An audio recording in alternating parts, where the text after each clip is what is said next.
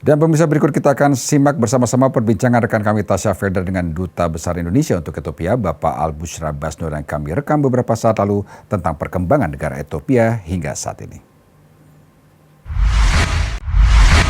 Pemirsa, apa yang ada di pikiran Anda ketika mendengar kata Ethiopia? Mungkin masih lekat di benak Anda sebuah negara dengan gambaran di mana lahan tandus dan kering di mana-mana, kemudian juga kelaparan. Tetapi lain dulu, lain sekarang, Ethiopia sudah berkembang. Nah, apa kabar Ethiopia kini? Langsung saja kita berbincang dengan Duta Besar Indonesia untuk Ethiopia, Bapak Al-Bushra Basnur. Halo Pak Bushro. Hai Mbak Tasya dan kawan-kawan para pemirsa, salam dari Ethiopia, salam dari Addis Ababa, ibu negara Ethiopia. Iya, Pak Al, gimana kabarnya? Baik, Pak? Baik, syukur semua kami baik di sini. Kami di KBRI, kami semua masyarakat Indonesia yang ada di Ethiopia, semuanya syukur berada dalam keadaan sehat walafiat semuanya. Mudah-mudahan kawan-kawan juga di tanah air, sahabat-sahabat Indonesia, pemirsa baik yang di Indonesia maupun di luar Indonesia juga selalu berada dalam keadaan sehat dan baik. Amin. Ya, amin.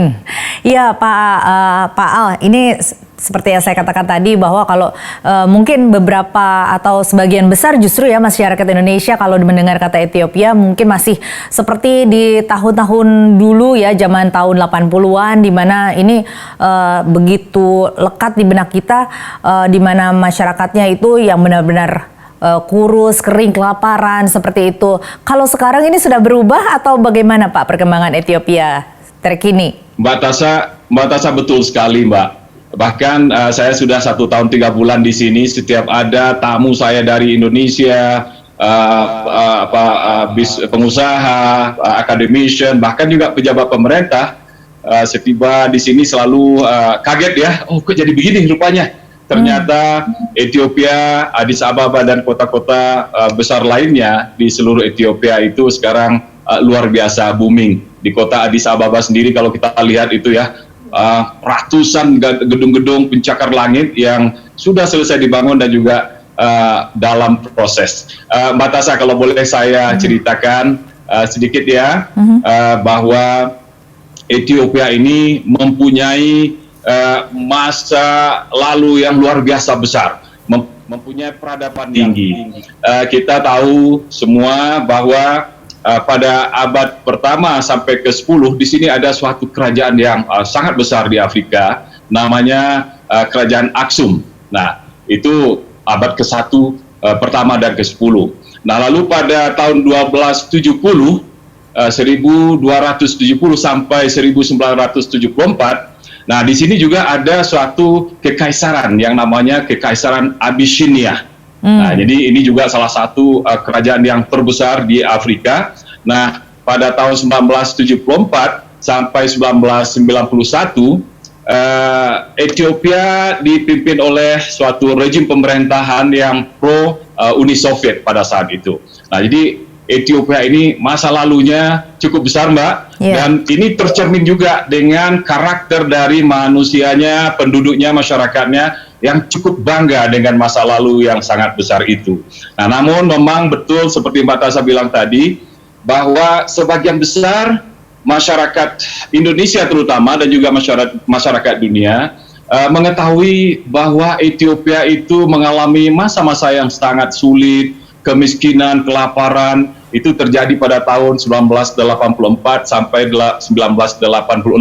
Nah, pada saat itu ada bencana kekeringan, kemarau panjang, lalu menimbulkan kelaparan, dan sekitar 1,2 juta penduduk Ethiopia itu meninggal dunia, Mbak Tasya. Nah, itu yang sampai sekarang bagi kita di Indonesia juga tercermin seperti itu.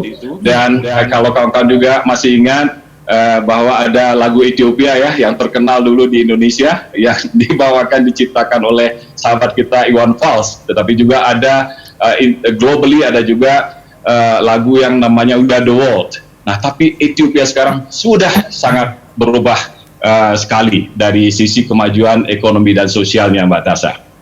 Bisa Anda gambarkan seperti apa? Ya. Mulai dari Baik. ketika itu bagaimana bisa bangkit? Mungkin ini bisa menjadi inspirasi bagi Indonesia. Baik, Mbak Tasha, saya akan bercerita sekarang bagaimana kondisi Ethiopia saat ini. Ethiopia penduduknya 114 juta, dan ini adalah yang terbesar kedua di benua Afrika setelah Nigeria yang penduduknya 206 juta. Jadi Ethiopia berada pada posisi kedua.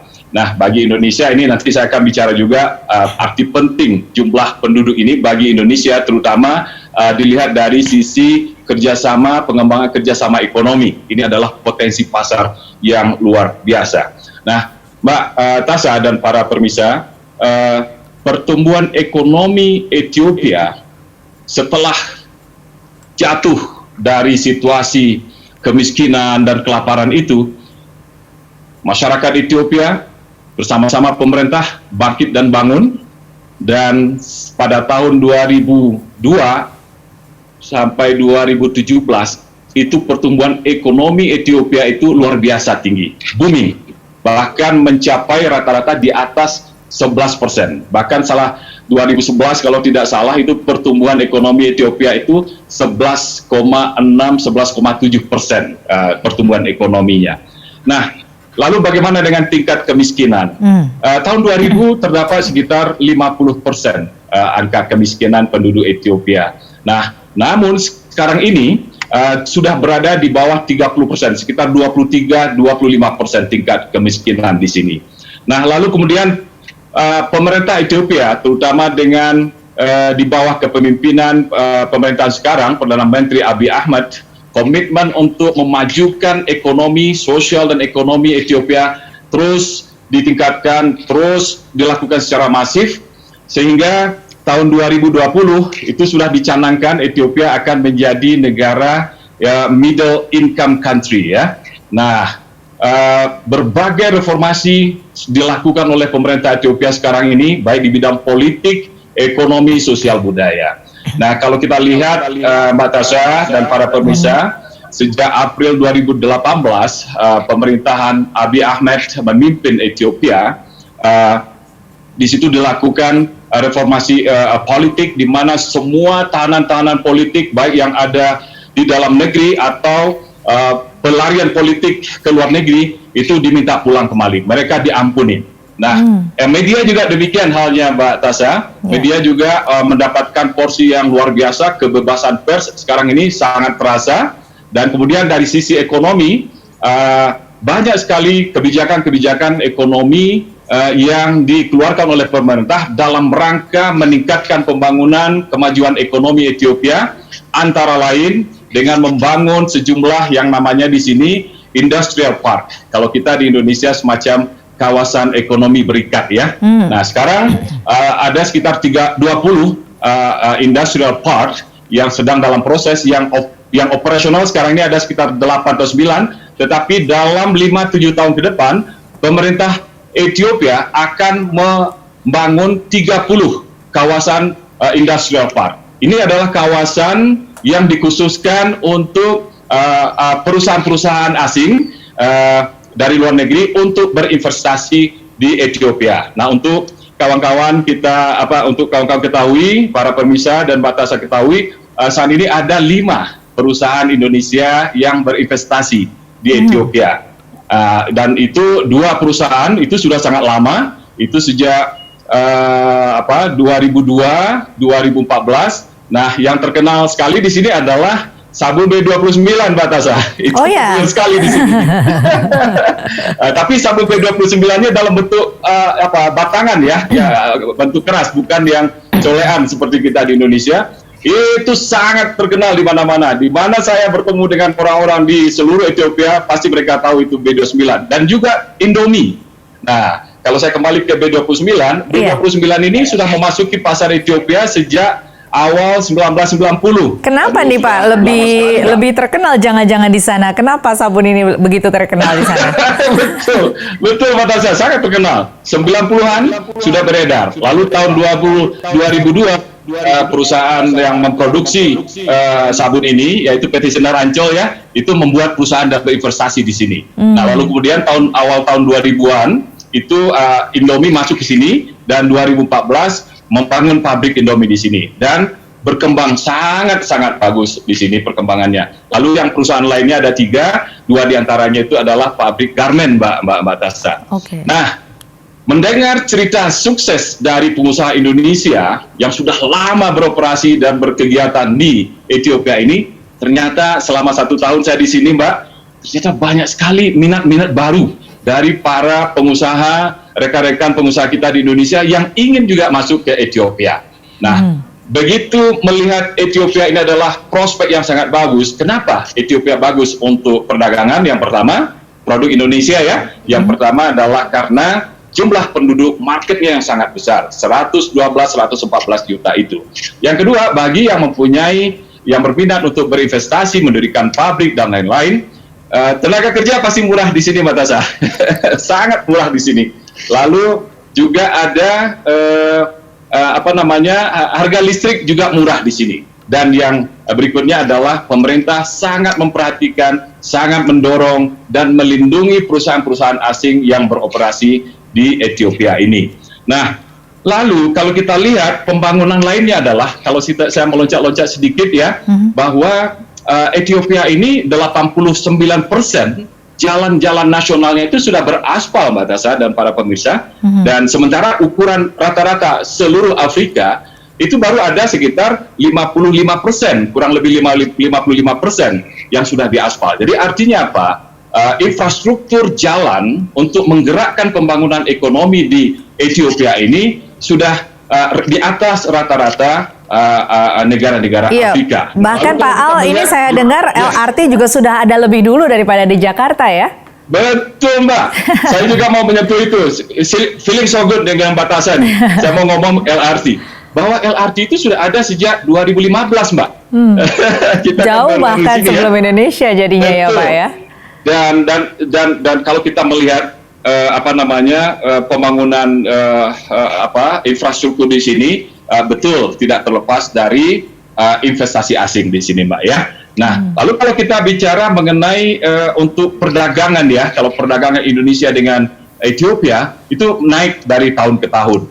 Dan ini adalah tempat yang sangat bagus juga untuk berdagang dan juga berinvestasi. Dan Ethiopia mempunyai bebas bea masuk dan mendapatkan kuota khusus dari negara-negara maju seperti Amerika Serikat, Jepang, Kanada, Uni Eropa. Nah, ini sudah dimanfaatkan oleh banyak negara di dunia, terutama India, Pakistan, Turki, dan kita mulai masuk. Dan saya mengharapkan sekali sahabat-sahabat para pengusaha Indonesia untuk melihat Ethiopia dengan kondisi yang baru, dengan versi yang baru, pembangunan yang baru. Tapi kembali lagi, Mbak Tasha, memang informasi terkini tentang Ethiopia, peluang-peluang yang ada di Ethiopia, terutama kerjasama ekonomi, termasuk juga kerjasama di bidang, nanti saya akan masuk ke bidang sosial dan budaya, itu sangat besar di sini.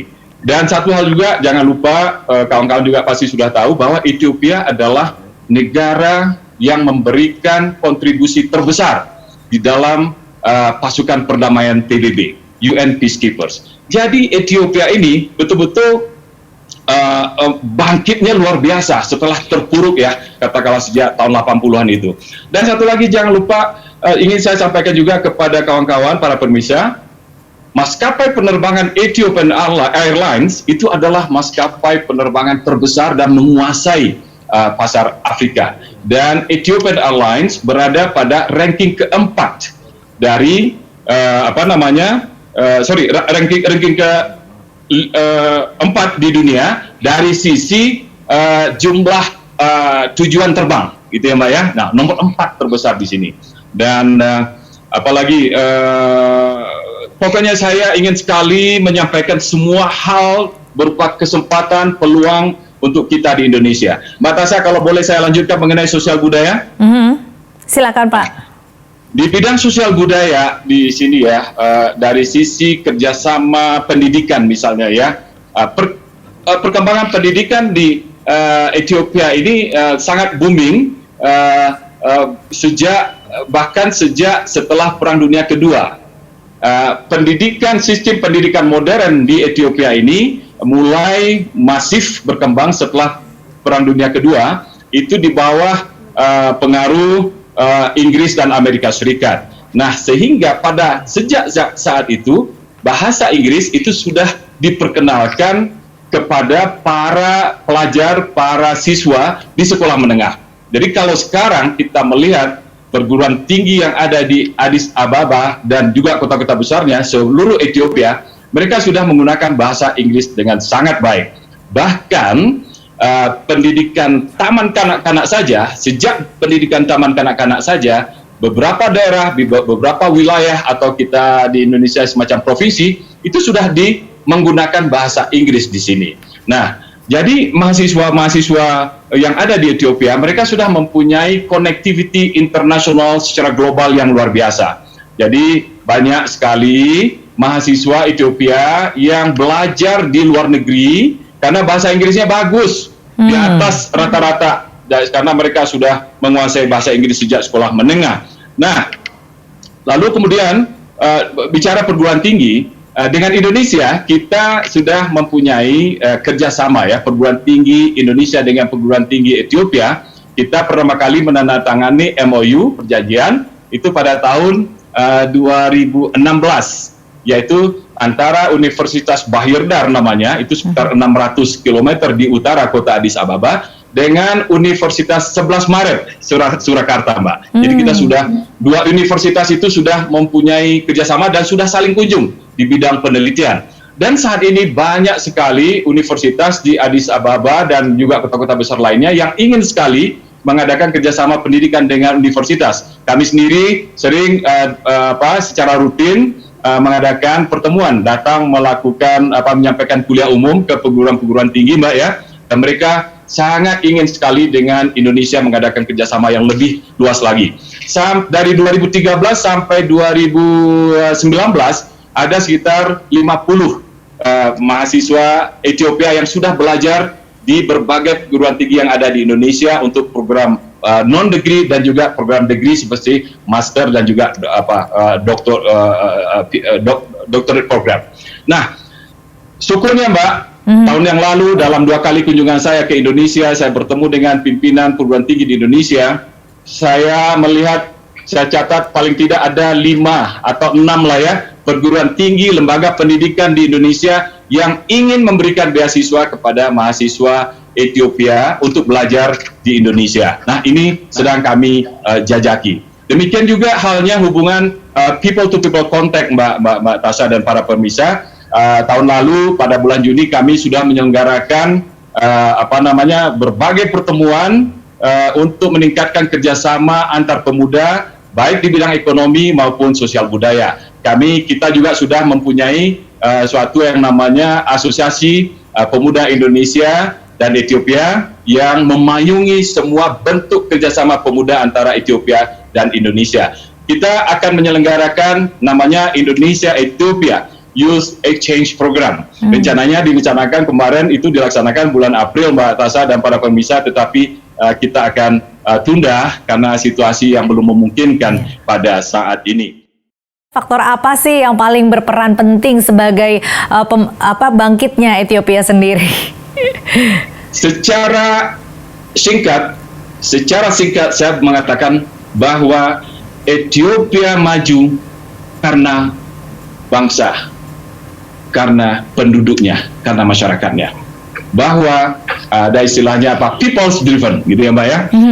Saya melihat ya, selama saya di sini saya mengamati penduduk Ethiopia ini adalah orang-orang yang sangat enak, menyenangkan, dan yang saya catat yang pertama adalah penduduk Ethiopia itu adalah patuh terhadap agama, ajaran agama masing-masing.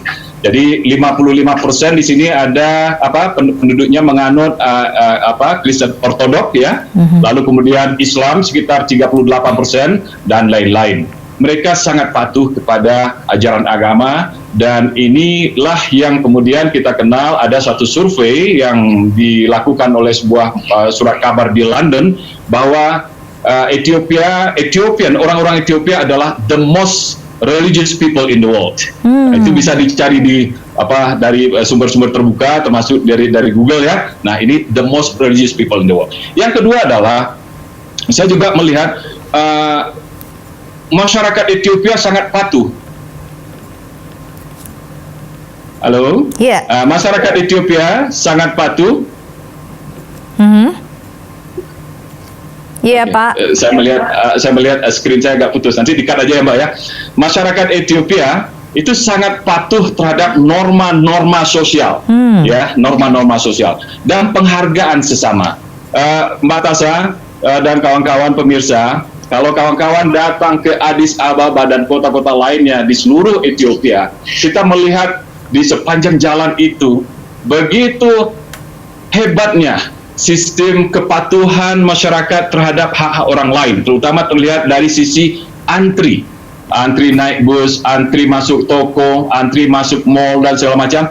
Itu pada jam-jam pagi misalnya menjelang jam kerja, atau juga sore hari menjelang pulang, itu akan kelihatan di sepanjang jalan bisa 100 meter, Mbak.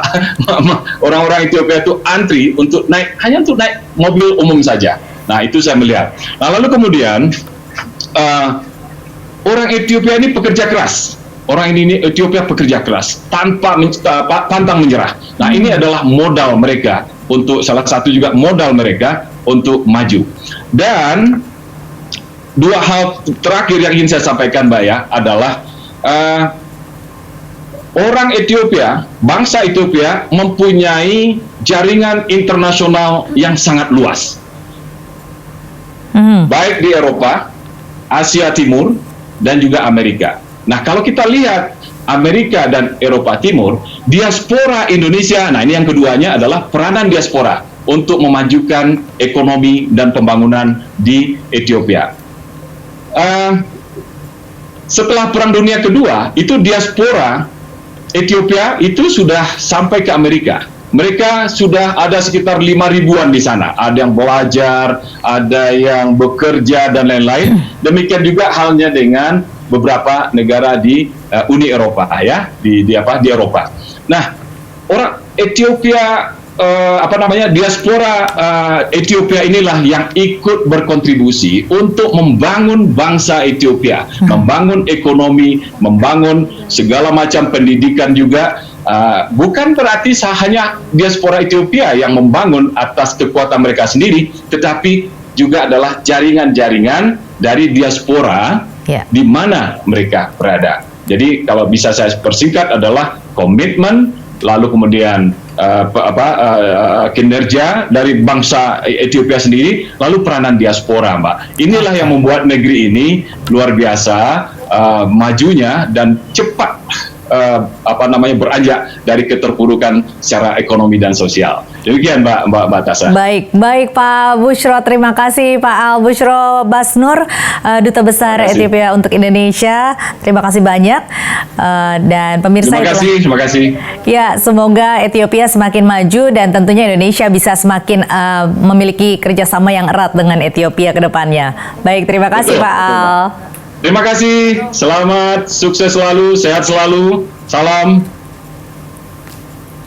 Ya, pemirsa, itulah tadi perbincangan saya dengan Duta Besar Indonesia untuk Ethiopia, Pak Al Bushro Basnur. Dan demikian, apa kata dunia? Nanti kita akan kembali sesaat lagi.